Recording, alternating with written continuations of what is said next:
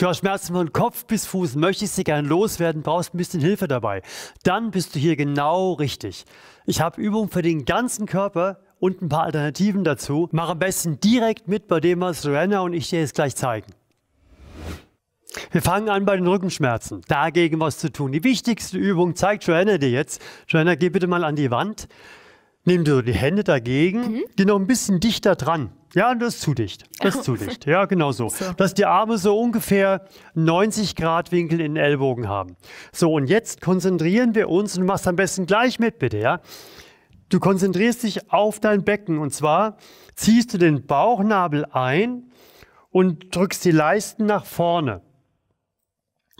Ja, also praktisch, dass du so eine hebende Bewegung des Beckens hinbekommst, dass das Becken aufgestellt wird. Und so bleibst du stehen und gehst dann zunehmend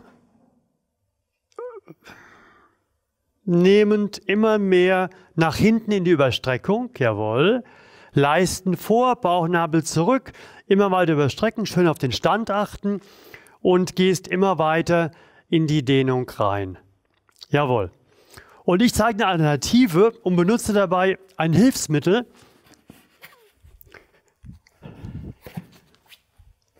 Und dann wirst du gleich staunen, mit wie wenig Aufwand man durchaus vergleichbare Wirkungen erzielen kann. Vergleich mal die beiden Positionen. Joanna steht, schiebt das Becken weiter vor, drückt sich mit den Armen zurück und ich liege einfach drauf.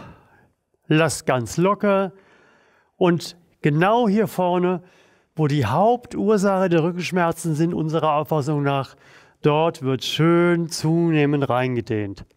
Und dann gehen Joanna und ich langsam wieder raus. Langsam bewegen ich genauso wie du auch, Joanna, damit wir von dieser Überstreckung jetzt erstmal wieder normalisieren können. Und dann machen wir direkt weiter, nicht weit vom Rücken entfernt, nämlich gegen Ischias-Geschichten und ISG-Geschichten und all das. Geh du bitte mal auf den Stuhl. Am besten nicht so weit hintersetzen, ein bisschen weiter vor, dass du ein bisschen Beinfreiheit hast. Und jetzt legst du mal deinen linken Unterschenkel auf das rechte Knie. Wenn du das nicht schaffst zu Hause, dann mach bitte Folgendes. Dann nimm das rechte Bein so, dass du praktisch hier ein bisschen tiefer bist, beziehungsweise du kannst auch hier unten anfangen, je nachdem, bis wohin du kommst. Der Gesäßmuskel kann verdammt kurz werden, weil wenn wir so viel sitzen und uns aufrichten wollen, ist das Gesäß das, was uns hochzieht. Und wenn wir vorne verkürzt sind, dann ist das Gesäß immer angespannt. Ja, aber wir gehen mal davon aus, dass du irgendwann zumindest dann in diesem Winkel bist. Genau. Und jetzt nimm eine Hand aufs Knie und eine Hand ans Fußgelenk. Drück dein Knie runter. Geh ins Hohlkreuz, so weit wie möglich ins Hohlkreuz. Und dann gehst du im Hohlkreuz nach vorne. Trick dabei, nimm den Bauchnabel nach vorne und nicht den Rumpf, weil der rundet sich dann. Und der Bauchnabel, wenn der nach vorne geht, dann hast du die Dehnung im Hüftgelenk, weil dann sich dort der Winkel verändert. Du machst das. Und ich mache das Ganze mit dem ISG-Retter. Der ISG-Retter ist so ähnlich wie der Rückenretter, aber nochmal mit einer ganz speziellen Anwendung versehen. Gibt verschiedene Höheneinstellungen, je nachdem, was für dich das Beste ist. Wir sind jetzt links, also gehe ich mit dem linken Gesäß dort drauf. Du dehnst immer weiter, bitte, gell? Und ich zoome jetzt hier die Stelle, wo die Empfindlichkeit am höchsten ist, also am meisten Druckschmerz entsteht.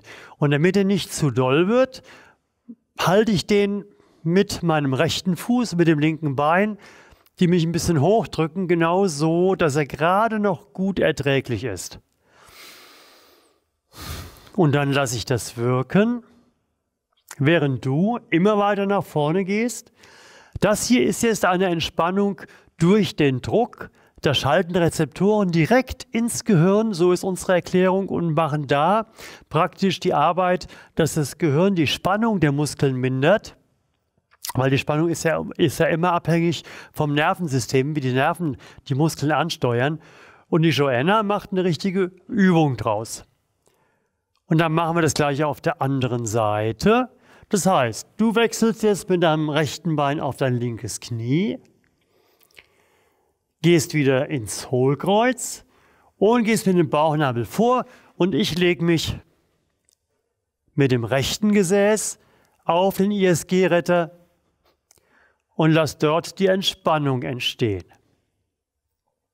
Eine Kombination von beiden Vorgehensweisen ist natürlich optimal, aber ihr werdet euch wundern, wenn ihr mal auf so einem ISG-Retter liegt oder was Vergleichbarem, was ungefähr die gleiche Funktion erfüllt. Das ist dermaßen entspannt hinterher, dass man ganz anders läuft und sich ganz anders fühlt im ganzen Hüftbereich. Und schön atmen immer und die Dehnung verstärken. Und während ich jetzt hier durch das bloße, ich hätte fast gesagt Ausruhen, mich entspanne, du machst ein bisschen Arbeit und du machst jetzt mal ein Krafttraining mit rein. Und bei dem Krafttraining mach bitte direkt mit. Und zwar, halt mal richtig deine Beine fest und jetzt machst du Folgendes. Du drückst mit deinem rechten Fuß aktiv gegen dein linkes Knie. Dann merkst du, es baut sich im Gesäß Spannung auf. Und gleichzeitig versuchst du mit deinem Rumpf nach hinten zu gehen, hältst dich aber fest, sodass da so eine Anspannung entsteht. Richtig, das ist ein richtiges Krafttraining. Das ja? spüre ich. Dann lässt du wieder locker und gehst weiter vor. Und das wiederholst du einige Male. Und ich korrigiere noch mal ein bisschen, weil ich merke, da ist jetzt die Druckintensität weniger geworden. Ich ändere noch ein bisschen den Winkel und finde wieder meinen Punkt. Lustigerweise arbeitet man mit dem ISG-Ischias-Retter beim Gesäß meistens genau an dem Punkt, wo man den Ischias-Schmerz fühlt. Also wenn du das kennst mit Ischias-Schmerzen, genau dort gehst du dann drauf und damit kann man das total reduzieren, dadurch, dass die Spannung absenkt. Und natürlich hinterher die Übungen, die halten das dauerhaft oder einmal am Tag da drauf. Und dann gehst du langsam aus der Dehnung raus und ich komme auch von meinem Retter hier hoch. Und jetzt geht es um den Bereich der Schultern. Du weißt ja, Schulter unbeweglich und Impingement und Frozen Shoulder und Schmerzen überhaupt, den Arm nicht mehr richtig heben können, wenn man sich melden möchte, ja, kommt man bis hier und kommt gar nicht mehr ganz hoch. All das wollen wir jetzt beseitigen. Du gehst bitte in die Ecke und nimmst du erstmal die Arme jetzt horizontal, ja? Mach direkt mit, bitte die Arme horizontal vor eine Ecke. Wenn du keine Ecke hast, dann vielleicht vor einen Türrahmen stellen, ja? Und dann gehst du mit den Armen auf 45 Grad, das heißt so die Hälfte des Winkels eines viereckigen Bierdeckels. Und jetzt geh mal mit deinem linken Fuß direkt zurück. Direkt zurück und mit dem rechten ein bisschen vor. Genau. Ellbogen voll strecken und jetzt mit dem oberen Ende des Brustbeins immer weiter in Richtung Ecke gehen. Wo zieht das, Joanna? Oh, das zieht überall. Ja, beschreib mal überall. Also hier zieht es. Nee, nicht zeigen. Du musst ja in deiner Übung drin bleiben. Einfach beschreiben. Ja, in meinem Oberarm, in der Innenseite, würde ich sagen, zieht's. Ja, und wo noch? Genau, und in der Achsel zieht es Achsel, auch. okay. Ja, wo genau. noch? Da würde ich sagen, spüre ich es am meisten definitiv. Okay, dann bleibst du und steigere das immer weiter. Du steigerst das auch. Und ich habe die Ecke zum Tragen dabei. Die Ecke aus der Hosentasche. Ja, nämlich unseren Schulterretter. Und während Joanna da weiter übt, zeige ich dir mal, wie man die Ecke sozusagen ersetzen kann, indem man in die richtige Länge geht. Es sind verschiedene Griffschlaufen drauf. Und dann die Arme auch ganz gestreckt, ganz genießerisch fast nach hinten zieht und merkt, oh, wird immer mehr, wird immer mehr. Joanna, bei dir wird es auch mehr hoffentlich. Oh ja. Ellbogen ganz gestreckt lassen, bitte. Und jetzt machen wir ein bisschen Krafttraining, ja? Jetzt drückst du mit deinen Händen gegen die Wand und ich drücke mit meinen Händen so nach außen, dass die Muskeln anspannen. Lass wieder locker, du gehst weiter rein und ich gehe weiter in diesen Winkel dort und dann machen wir das nochmal. Du drückst wieder und ich drücke jetzt im anderen Winkel. Also das mit dem Schulterretter, der Vorteil, du brauchst keine Ecke und es ist dynamischer, weil du kannst wesentlich mehr mit den Winkeln spielen und kannst das ganze Gelenk letztendlich in den ganzen Bereich von hier vorne bis hier hinten durchüben. Und wenn du das mal gemacht hast eine Weile, wirst du dich wundern, wie eingerostete Schultern, bildlich gesprochen, immer mehr entrosten. Und dann gehen wir langsam wieder raus. Und jetzt geht es um Knie und Wade. Geh bitte mal dort an die Wand, Joanna. Und beide Hände gegen die Wand und gehen mit dem linken Fuß so weit zurück, dass wenn das Bein gestreckt ist, du direkt schon einen Zug in der oberen Wade spürst. Ja. Hier muss der Zug zu spüren sein, obere Wade. Das spüre ich. Ja, bleib bitte gestreckt, ganz gestreckt bleiben. Der Fuß muss gerade zur Wand stehen, also genau ein senkrechter Winkel zwischen Wand und Fuß und nicht vor und zurück gehen, Joanna. Ja, ganz ruhig. Du gehst in deine Dehnung rein und dann bleibst du dort. Und während Joanna das übt und zeigt, zeige ich dir die Variante mit unserem Knieretter. Schau, das ist ein Keil, höheneinstellbar. Du gehst rein, die Schlaufe verhindert, dass du abrutscht. Du streckst dein Knie und jetzt löst du eine richtig intensive Dehnung aus. Und diese Dehnung ist unheimlich wichtig, weil beim Sitzen verkürzt nicht nur der Hüftbeuger, beim Sitzen verkürzen die Wadenmuskeln. Und das arme Fußgelenk muss das übertragen. Und jetzt, Joanna, spannen wir mal an. Ja, das machen wir genauso. Oh, jetzt übst. Also ich übe jetzt rechts und links. Bitte lasst euch nicht verwirren zu Hause. Ich habe jetzt eben gerade die Seiten vertauscht, aber ist ja egal. Wir versuchen, den Fuß, der geübt wird, voll nach unten zu drücken. Ohne die Ferse zu heben. Ohne das Knie zu beugen. Locker lassen. Weiter in die Dehnung reingehen. Ich mache das, indem das Becken ein bisschen nach vorne geht und die Joanna geht noch ein bisschen weiter mit dem rechten Knie in die Beugung und dann nochmal mit dem Vorfuß drücken, richtig drücken, locker lassen, weiter reingehen und langsam rauskommen. Mach mal kurz den Vergleich rechts und links. Lauf mal nur 1, 2 Schritte, fühl mal rein. Fühlt sich schon anders an, gell? Ja. Nach der kurzen Übung. Ja. Das gleiche auf der anderen Seite. Bitte wieder gegen die Wand. Rechten Fuß zurücknehmen. Gucken, dass der Fuß nicht nach außen zeigt, Joanna. Nicht nach außen zeigen. Jawohl. Da muss man immer drauf achten. Knie vollständig gestreckt. Da muss man sein ganzes Leben drauf achten. Auch wenn man es 1000-mal geübt hat. Ja. Weil der Fuß will immer wieder raus. Ja? Und ich mache das auch mit der anderen Seite jetzt.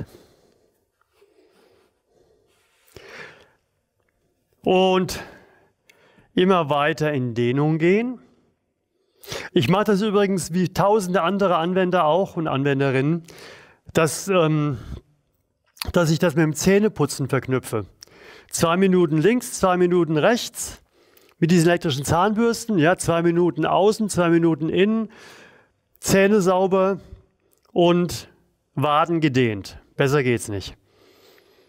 Weil völlig ohne Zeitverlust, ganz viel für seine Knie- und Fußgelenksgesundheit zu tun, ist einfach gigantisch. Schön immer weiter in die Dehnung gehen. Und jetzt machen wir wieder unser Krafttraining. Der Fuß drückt nach unten, richtig fest nach unten drücken, aber die Ferse, Joanna, bleibt am Boden. Das Knie muss gestreckt bleiben. Wieder locker lassen, weiter in die Dehnung reingehen. Und nochmal, richtig nach unten drücken, noch mehr nach unten drücken, locker lassen und weiter rein in die Dehnung. Und langsam wieder raus. Und fühl mal rein, fühl auch mal zu Hause rein, wie sich das anfühlt. Ist doch verrückt, oder? Stell dir mal vor, du machst die Übung 2 Wochen statt 2 Minuten. Ja, was da alles passiert. Wir gehen zur nächsten Übung, wir kommen zur Kieferübung. Vielleicht gehen wir mal in den Fersensitz. Das tun wir alles ein bisschen weg hier.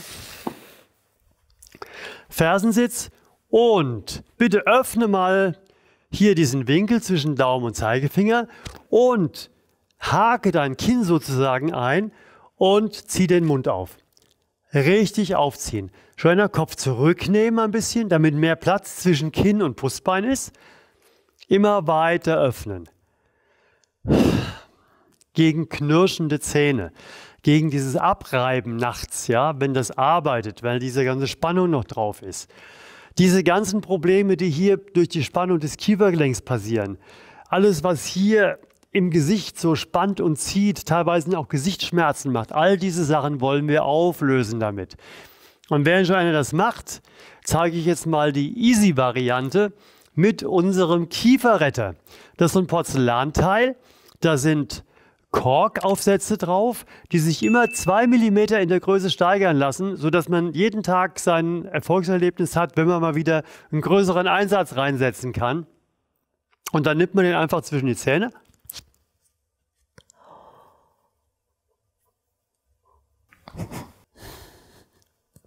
Der Vorteil, Joanna könnte nicht Auto fahren, ich kann Auto fahren. Ich kann auch am Schreibtisch auf der Tastatur arbeiten. Naja, zugegeben, im Auto an der Ampel immer gucken die Leute manchmal ein bisschen komisch, ja, aber das ist egal. Hauptsache der Kiefer ist gut aufgedehnt, ohne zusätzlichen Zeitverlust. Und eben mit der schönen Messlatte der immer höheren Einsätze, sodass man gut nachvollziehen kann. Ich muss euch ehrlich sagen, ich selbst bin geschockt, weil wenn ich mal, also ich habe das täglich, mache ich das, mehrere Male, habe den immer dabei, gibt es auch so ein kleines Säckchen, wo man den reintun kann, schön hygienisch, mit den ganzen Teilen, die man vielleicht braucht, wenn man da wieder ein Stückchen höher sein kann. Ja, und was ich erzählen wollte, wenn ich mal, weil ich unterwegs bin im Flieger und den vergessen habe oder so, mal 2, 3 Tage nichts mache und fange dann wieder an, bin ich jedes Mal echt negativ überrascht, wie sehr sich das zusammenzieht. Ja, wahrscheinlich, weil wir auch den ganzen Stress ja verarbeiten in der Kaumuskulatur und wegen diesen ganzen Dingen, ja. Also, das ist für mich so eins der wertvollsten Instrumente, die es überhaupt gibt für den Kiefer. Immer weiter öffnen, noch ein bisschen weiter öffnen und auch noch eine Kraftanstrengung. Ich mache es damit, erkläre es vorher. Sie will den Mund schließen gegen die haltende Hand. Ich will den Mund schließen gegen den drinsteckenden Kieferretter.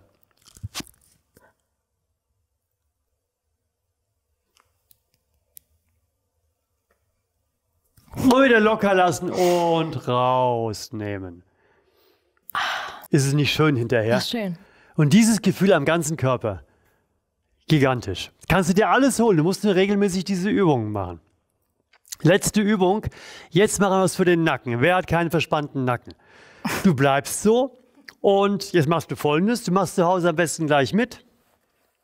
Du nimmst bitte von den Armen von vorne so gegriffen, den hinteren oberen Schädelrand und ziehst den Kopf immer weiter nach vorne. Und dann spürst du, wie das im Nacken anfängt zu ziehen. Und je mehr du ziehst, desto mehr gibt es so ein leichtes Brennen. Merkst du das? Ja. Das ist so eine Eigenschaft der Muskeln da hinten, dieser kleinen Muskeln in der Halswirbelsäule. Also so ein brennendes Dehnungsgefühl.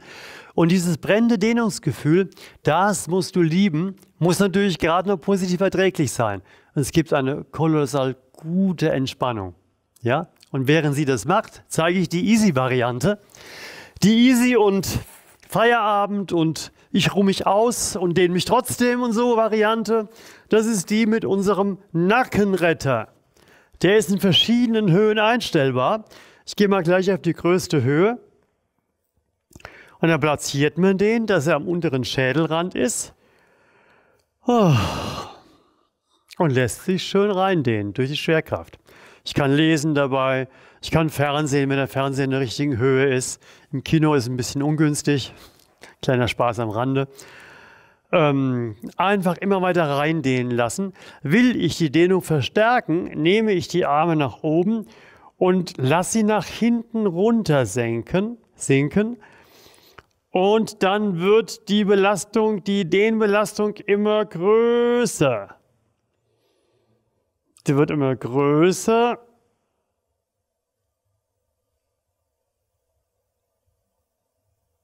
Oh, wie schön. Ihr habt gemerkt, ja, ich wollte gar nichts mehr sagen, einfach nur genießen. Aber, Abschlussinformation, du spannst mal gegen. Spann mal gegen, Joanna, und du zu Hause auch, lässt locker und gehst weiter in die Dehnung. Und nochmal anspannen, als wollte der Kopf nach oben, das Krafttraining, locker lassen, weiter nach unten. Und nochmal anspannen, locker lassen, weiter nach unten. Das machst du mal weiter, ja? Du zu Hause auch und gleichzeitig erkläre ich noch was, weil jetzt werde ich gedehnt. Wenn ich den Kopf bewege, bis es irgendwo am Schädelrand deutlich mehr wehtut, da zum Beispiel bei mir, dann bleibt man drauf. Das ist genau das, was bei der Osteopressur passiert. Ja, diese Manualtechnik, die wir verwenden bei Liebschaumpracht. Und dann wirst du merken, dass die Intensität der Druckempfindung nachlässt. Und dann kann man noch ein bisschen den Kopf draufdrücken, um das zu verstärken. Also ich kann die ganzen Punkte abarbeiten, was den Nacken unglaublich entspannt, über diesen Osteopressur-Effekt hinweg. Und ich kann das machen. Das ist die Faszienrollmassage, gezielt am unteren Schädelrand. Ich habe also 3 Funktionen. Ich kann dehnen, drücken und rollen. Und damit kommen wir langsam wieder hoch. Oh, das ist immer das Gefühl, die kleine Belohnung.